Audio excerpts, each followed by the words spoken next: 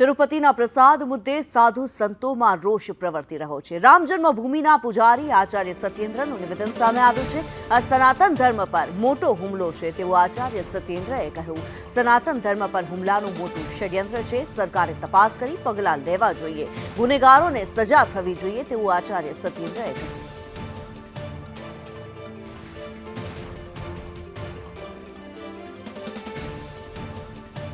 ત્યારે તિરુપતિમાં પ્રસાદને લઈને હવે વિવાદ સર્જાયો છે। આ પ્રસાદની અંદર પ્રાણીજ ચરબી હોવાનું સામે આવી રહ્યું છે। રિપોર્ટ કરાવવામાં આવ્યો છે, ટેસ્ટ કરાવવામાં આવ્યા અને ત્યારબાદ આ રિપોર્ટની અંદર સામે આવ્યું છે કે આ પ્રસાદની અંદર ફિશ ઓઇલનો ઉપયોગ કરવામાં આવ્યો છે।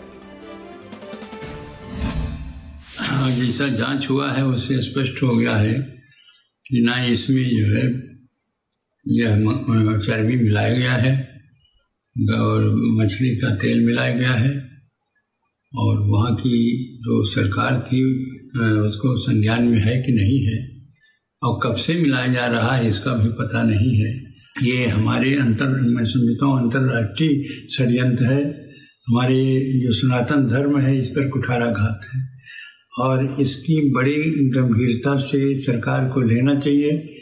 उसके बाद इसको जांच कराने के लिए जो दोषी जो है उसको दंड दिया गया। साथ ही साथ ऐसी घटना अब न हो, क्योंकि बाला तिरुपति जी के मंदिर का जो आस्था है लोगों में बहुत अधिक है।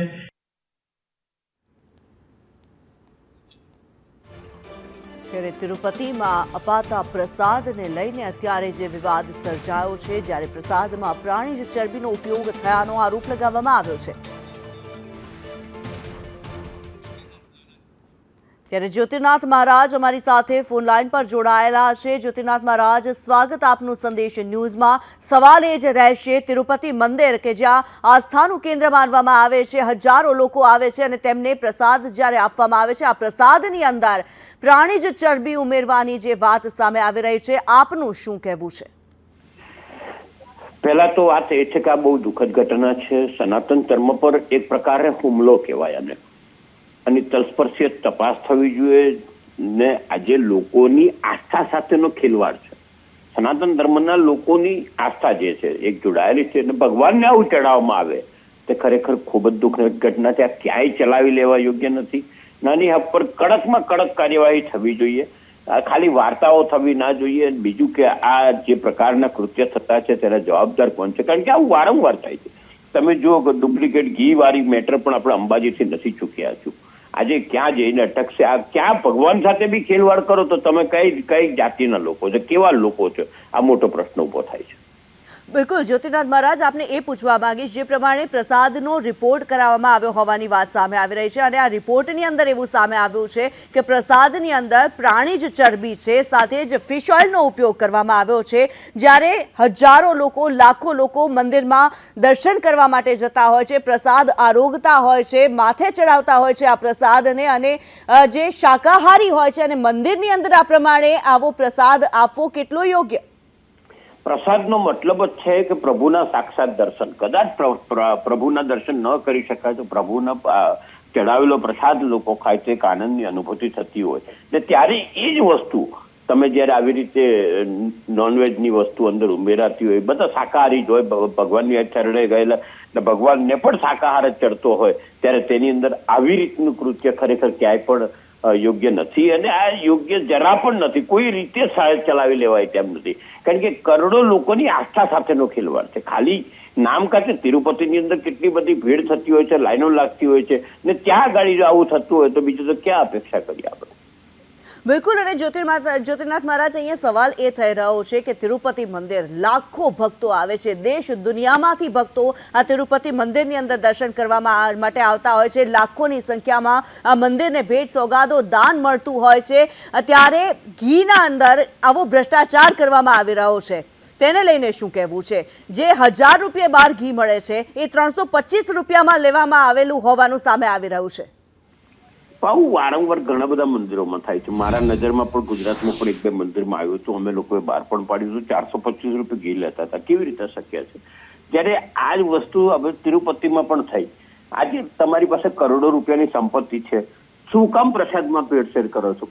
આજે તમે જે રીતે લોકો સાથે ગેમ કરો છો, ભગવાન સાથે ગેમ કરો છો, લોકોની આસ્થા સાથે ગેમ કરો છો, બધે વેપાર ના હોય. ધર્મમાં કાયમ હું કહું છું કે તમે વેપાર ધંધો કરતા હોય ત્યાં આગળ ધર્મ હોવો જોઈએ, પણ ધર્મમાં જ ધંધો નાખી દે તો આ કઈ રીતે સાખી લેવું જોઈએ. ના આ બાબતે અમે પણ યોગ્ય કાર્યવાહી થાય તેના માટે રજૂઆત કરીશું જગતગુરુ શંકરાચાર્ય સાથે મળીને. બિલકુલ. અને જ્યોતિર્નાથ મહારાજ, કયા પ્રકારની કાર્યવાહી જરૂરી છે જ્યારે રાજ્ય સરકાર ઉપર પણ આરોપ લગાવવામાં આવી રહ્યા છે, તત્કાલીન રાજ્ય સરકાર જે છે તેના પર આરોપ લગાવવામાં આવી રહ્યા છે, કેવી કાર્યવાહી જરૂરી? આ દંડાત્મક કાર્યવાહી જ નહીં, સજાત્મક કાર્યવાહી પણ થાય, કારણ કે આ એક પ્રસાદની અંદર તમે અંબાજીમાં પણ જોયું છે અને બીજે બી જોયું છે, કોન્ટ્રાક્ટ અપાતા હોય છે. આ કોન્ટ્રાક્ટ જેને પણ મળ્યો હોય તેના દ્વારા ગફલો થયો છે, ટ્રસ્ટી દ્વારા ભાવતાલમાં લોચો થયો છે. આખી મેટર તપાસવાની જરૂર છે અને તપાસ્યા પછી જે બી ગુનેગાર હોય તેને હું તો કહું છું કે ફાંસીને માછડે ચડાવે તો પણ વાંધો ના આવે, કારણ કે આ લોકોની આસ્થા સાથે લોકો વેજીટેરિયન લોકોની એટલે કે સનાતન ધર્મના લોકોની સીધી પોતાના આહાર અને પ્રસાદની ઉપર આવી રીતનો આ પ્રયત્ન ક્યાંય સાચી લેવાય નહીં. બિલકુલ. અને જ્યોતિર્નાથ મહારાજ, જે પ્રમાણે સનાતન ધર્મની વાત થતી હોય છે, ધર્મ ઉપર એક કુઠારાઘાત કહી શકાય આ બાબત? 100% કહી શકાય કુઠારાઘાત, કારણ કે આજે જગતની અંદર સૌથી વધારે વેજીટેરિયન જો કોઈ જગ્યાએ જોવા હોય તો આપણે ગુજરાત ઇન્ડિયામાં જોવા પડે, ભારત દેશમાં જોવા પડે ને તે જ લોકોને આટલે વટલાવવાની આ એક પ્રકારની પ્રવૃત્તિ પહેલા અંગ્રેજો પણ આવી રીતે ક્યાંક ને ક્યાંક જુદી રીતે કરતા, તે પહેલા મુસલમાનો કરતા હતા. હવે આ જ વસ્તુ સાંપ્રત સમાજની અંદર આપણે ત્યાં થાય, મંદિરોના નહીં જાય હેઠળ, આ તો કેવી રીતે ચલાવ્યું? બિલકુલ. અને જ્યોતિર્નાથ મહારાજ, જે આ ઘટના સમગ્ર સામે આવી રહી છે, સમગ્ર જે ખુલાસો થઈ રહ્યો છે તેને લઈને ભક્તોની જે આસ્થા છે તેના ઉપર પણ વાર થઈ રહ્યો છે. ભક્તો હવે મંદિરો અને મંદિરોના વહીવટ પર કેટલો વિશ્વાસ રાખશે તે એક સવાલ છે. 100% ફેર પડે છે. જ્યાં જ્યાં વહીવટોની અંદર મેં જોયું છે, જ્યાં જ્યાં સરકારી તંત્ર ઘૂસ્યું છે, જ્યાં પણ વહીવટ ચાલતું હોય ત્યાં આગળ સરકારી તંત્ર ઘૂસ્યું હોય છે, દરેક જગ્યાએ આવા બનાવો વારંવાર બને છે. જે જુગત છે સરકારે પણ ધ્યાન આપવું પડે.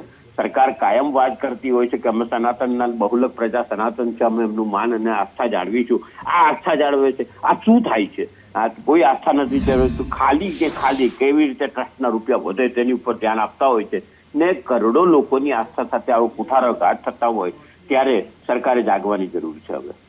જી ધન્યવાદ જ્યોતિર્નાથ મહારાજ, આપ અમારી સાથે જોડાયા.